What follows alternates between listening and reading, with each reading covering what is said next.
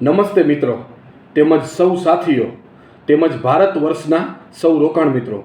હું વિજય દબાસિયા ઇન્વેસ્ટમેન્ટ આજે ફરીથી એક વખત 1 મહિનાના લાંબા સમયગાળા બાદ મારી યુટ્યુબ ચેનલના માધ્યમથી તમારી સમક્ષ જોડાયો છું. ત્યારે સૌ લોકોનું એક સાચા હૃદયભાવથી મારી ચેનલમાં હાર્દિક સ્વાગત કરું છું. મિત્રો, આજે આ મારો 46મો વિડીયો છે. જે લોકોને પોતાની આવકમાંથી નવી મૂડીનું સર્જન કરવું છે, સફળ રોકાણકાર બનવું છે, જીવનના કમાયેલા પરસેવાના કમાયેલા પૈસામાંથી એક નવી મૂડીનો સ્ત્રોત ઊભો કરવો છે, કમાયેલા પૈસાનું રોકાણ ક્યાં કરવું, કેવી રીતે કરવું, કેટલા સમય માટે કરવું, આ બધી જાણકારી, માહિતી, માર્ગદર્શન જોઈતું હોય એ મારી ચેનલને અત્યારે જ સબસ્ક્રાઈબ કરી લે, જેથી કરીને મારા આગામી વિડીયોના નોટિફિકેશન તમને તરત જ મળતા રહે. મિત્રો, આજના આ વિડીયોમાં આપણે એક NFO વિશે ચર્ચા કરીશું. આ NFO શું છે, શા માટે આ NFOમાં રોકાણ કરવું જોઈએ, કેટલું રોકાણ કરવું જોઈએ, કેટલા સમય માટે રોકાણ કરવું જોઈએ, આ બધી બાબતોની આજના આ વિડીયોમાં આપણે ચર્ચા કરીશું. મિત્રો, SBI મ્યુચ્યુઅલ ફંડ એટલે કે ભારતનું સૌથી મોટું AUM ધરાવતું પહેલા નંબરનું એસેટ મેનેજમેન્ટ કંપની એટલે કે સૌથી વધુ પૈસાને મેનેજ કરતી કંપની SBI મ્યુચ્યુઅલ ફંડ આજે એક અલગ પ્રકારનો NFO લઈને આવ્યું છે. એક વાત તમારી સમક્ષ શેર કરું, 2014માં ભારતની ટોટલ મ્યુચ્યુઅલ ફંડ કંપનીનું AUM 10 લાખ કરોડ હતું અને આજે જે પહેલા નંબરનું જે મ્યુચ્યુઅલ ફંડ ફંડ હાઉસ છે એટલે કે SBI મ્યુચ્યુઅલ ફંડ, એ એક કંપનીનું ટોટલ AUM 10 લાખ કરોડ છે. 10 વર્ષની અંદર રોકાણમાં મ્યુચ્યુઅલ ફંડની અંદર આટલો મોટો બદલાવ આવ્યો છે. મિત્રો, SBI મ્યુચ્યુઅલ ફંડ ભારતનો પહેલો એવો NFO લઈને આવ્યું છે જેનું નામ છે SBI ઓટોમોટિવ ઓપોર્ચ્યુનિટી ફંડ. આ NFO 17 મે 2024ના શરૂ થઈ ગયો છે અને NFO 31 મે 2024ના બંધ થશે. એટલે કે એક NFOમાં આપણે 15 દિવસ સુધી રોકાણ કરી શકીએ છીએ. આ NFOમાં 10 દિવસનો સમય વીતી ચૂક્યો છે. માત્ર ને માત્ર રોકાણ કરવા માટે આપણી પાસે 5 દિવસનો સમય બાકી છે. તો આ 5 દિવસનો સમય આપણે કેવી રીતે સદુપયોગ કરવો અને એક રોકાણકાર તરીકે આવનારા 5, 10, 15, 20 વર્ષ માટે એક ઓટોમોબાઈલ ઇન્ડસ્ટ્રીની અંદર કેવી રીતના રોકાણ કરવું, આ વિડીયો મેં ઘણા 10 દિવસ વીતી ગયા બાદ બનાવ્યો છે. કેમ કે આ NFOમાં સમયની કિંમત છે. આ NFO સાચા સમયે અત્યારે આવ્યો છે, રાઈટ ટાઈમ છે ઓટોમોબાઈલ કંપનીની અંદર આપણે ઇન્વેસ્ટમેન્ટ કરવાનો, જેથી કરીને આપણે આવનારા 5 થી 10 વર્ષમાં આકર્ષક વળતરો બનાવી શકીએ. મિત્રો, ઓટોમોટિવ ઇન્ડસ્ટ્રી શું છે, કેટલી મોટી છે, આવનારા 5-10 વર્ષોમાં એમાં કેવા પૈસા બનશે એ વિશે આપણે ચર્ચા કરીશું. મિત્રો, ભારતની ઓટોમોટિવ ઇન્ડસ્ટ્રી એટલે કે 2 wheeler, 3 wheeler, 4 wheeler, commercial vehicle, heavy truck, આ બધું જ મેન્યુફેક્ચરિંગ કરતી કંપની એટલે કે ભારતનું ઓટોમોબાઈલ ઇન્ડસ્ટ્રી. આ ફંડ આ બધી કંપનીઓની અંદર ઇન્વેસ્ટમેન્ટ કરશે. બીજું કે ઓટોમોબાઈલના પાર્ટ્સ, એની અંદર પણ આ કંપની તમારા પૈસાનું ઇન્વેસ્ટમેન્ટ કરશે. મિત્રો, એક વાત ધ્યાનથી સાંભળજો.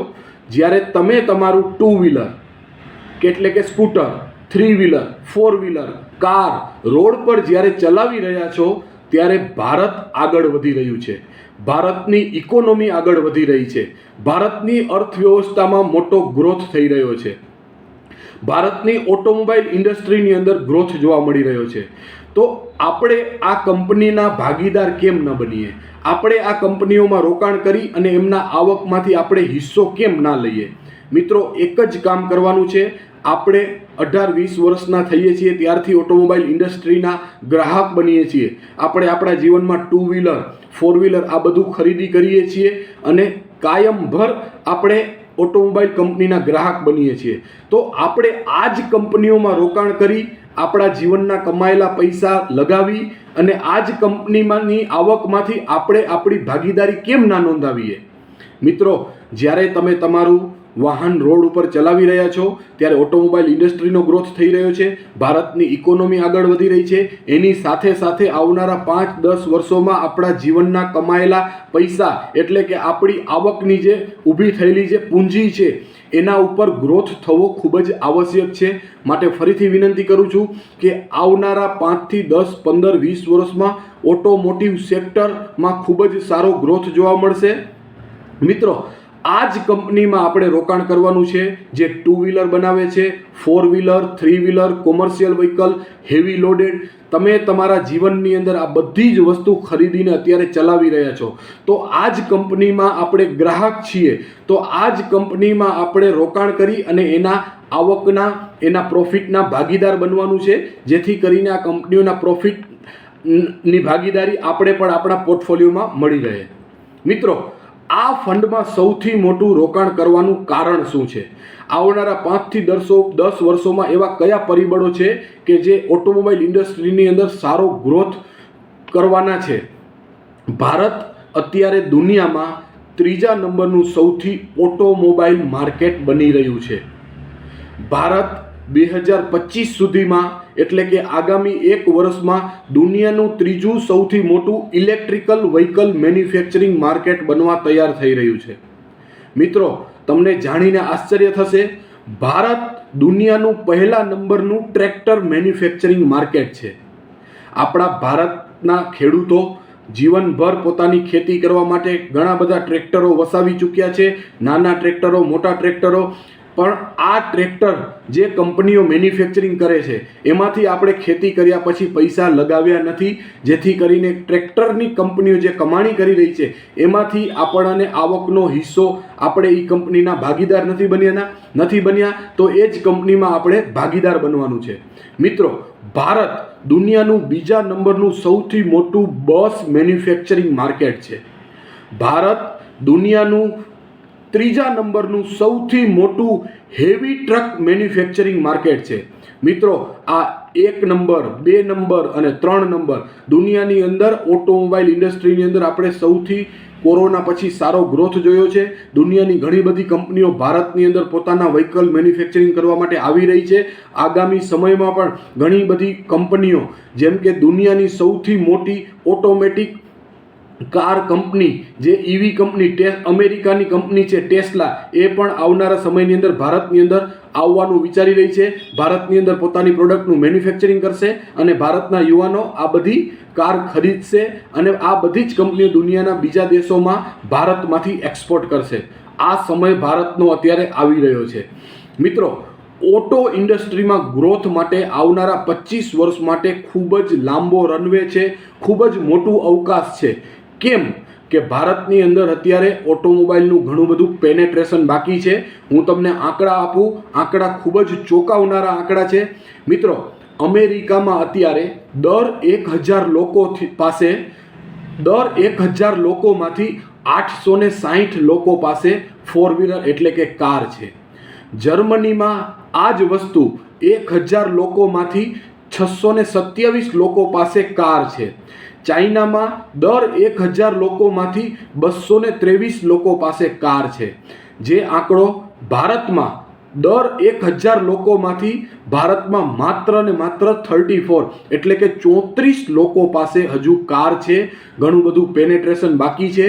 ભારતની અંદર યંગ જનરેશનને હજી ઘણી બધી કારની માંગ બાકી છે. આ આવનારા સમયની અંદર પૂરી થવા જઈ રહી છે. ભારતમાં ઓટોમોબાઈલ, 2 વ્હીલર કે 4 વ્હીલરની અંદર હજી ઘણું બધું પેનેટ્રેશન બાકી છે.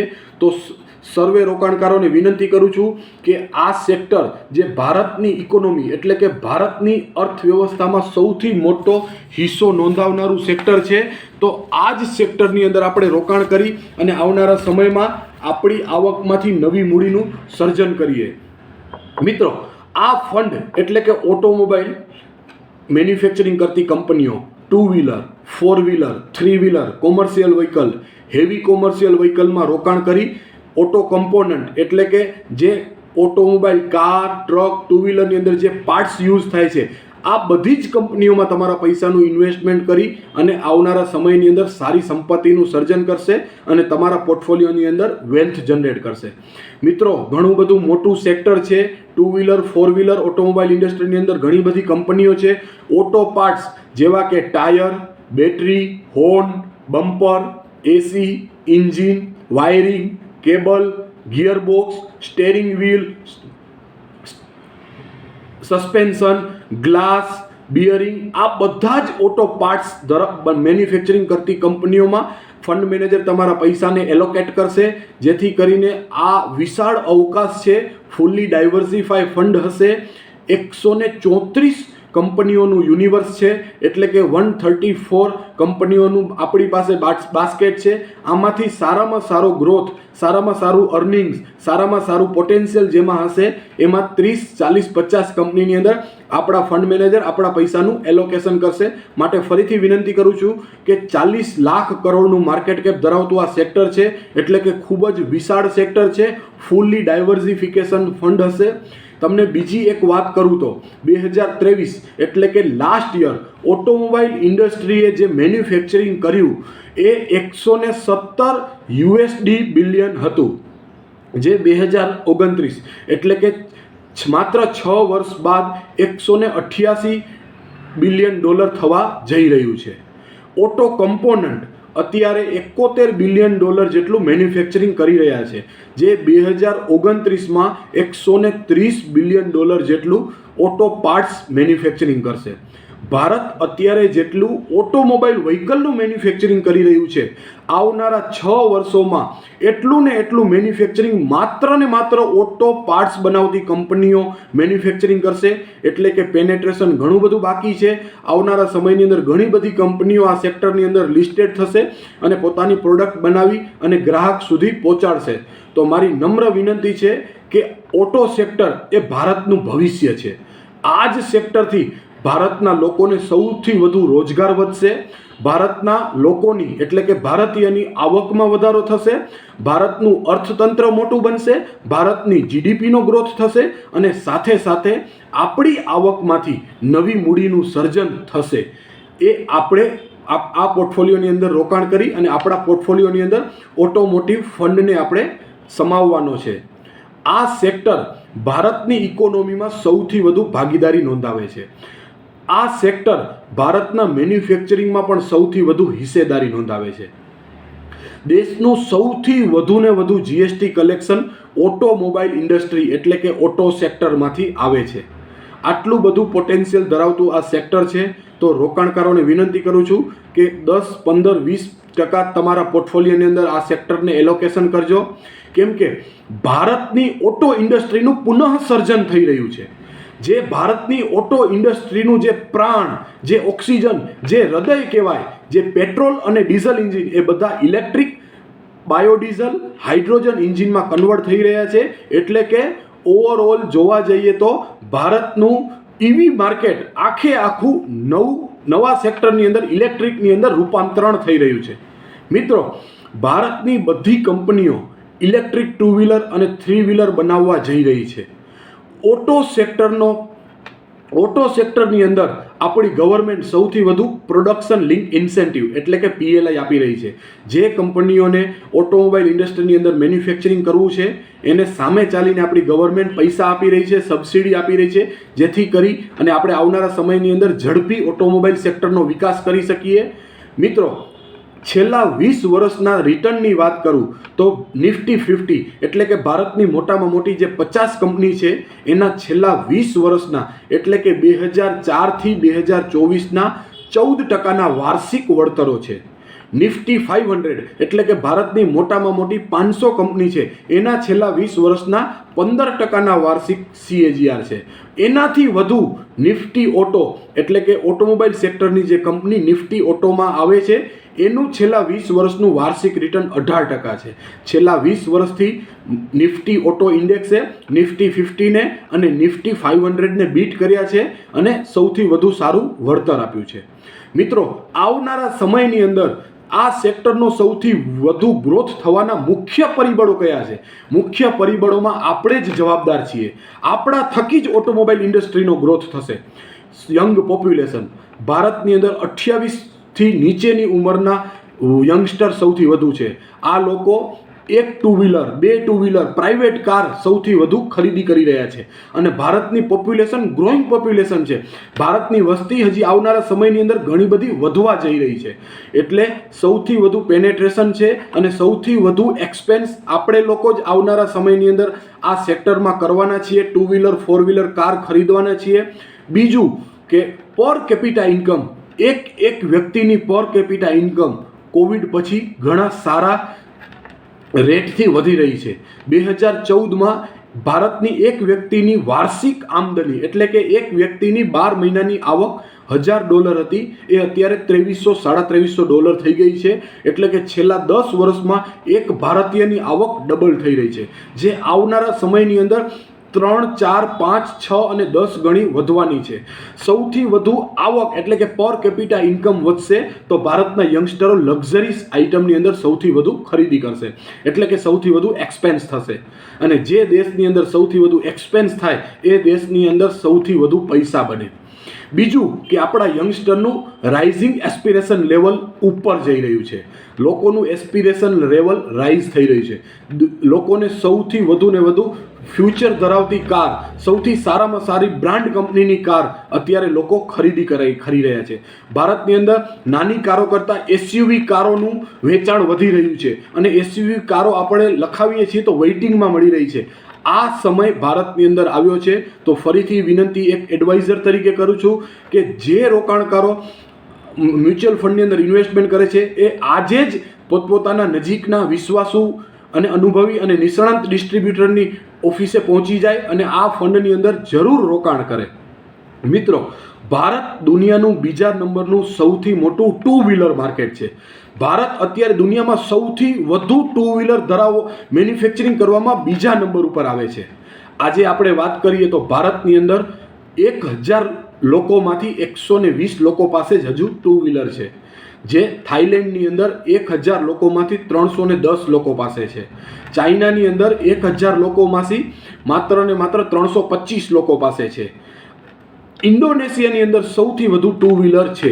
ઇન્ડોનેશિયાની અંદર દર 1000 વ્યક્તિએ 460 છે, એટલે કે આપણા કરતાં 4 ગણા ટુ વ્હીલર વધુ લોકો પાસે છે.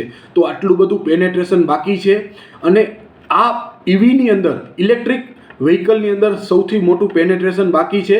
તો આપણે આવનારા શોર્ટ ટાઈમની અંદર સૌથી વધુ મેન્યુફેક્ચરિંગ કરશું, કેમ કે ગવર્મેન્ટની કસ્ટમ ડ્યુટી પણ ઇલેક્ટ્રિક વ્હીકલમાં ઓછી છે. કમ્બશન એન્જિન, પેટ્રોલ અથવા ડીઝલ કાર છે, એમાં ગવર્મેન્ટ 28% જીએસટી લઈ રહી છે. ઈવીની અંદર માત્ર ને માત્ર 5% જીએસટી છે. તો આવનારા સમયની અંદર આ બધી સરકારી યોજનાઓ, પીએલઆઈ, મેન્યુફેક્ચરિંગ, આત્મનિર્ભર ભારત, મેક ઇન ઇન્ડિયા, આ બધા પ્રોજેક્ટ આવનારા સમયની અંદર ઓટોમોબાઈલ કંપનીઓનો સારું અર્નિંગ્સ અને ગ્રોથ આપશે. 134 કંપનીનું યુનિવર્સ છે, ખૂબ મોટું અવકાશ છે. ઓટો પાર્ટ્સ ધરાવતી કંપનીઓ પણ આ સેક્ટરની અંદર ઘણી બધી છે. ફંડ મેનેજર ફૂલી ડાયવર્સિફાઈ રીતે તમારા પૈસાને આ સેક્ટરની અંદર એલોકેટ કરશે.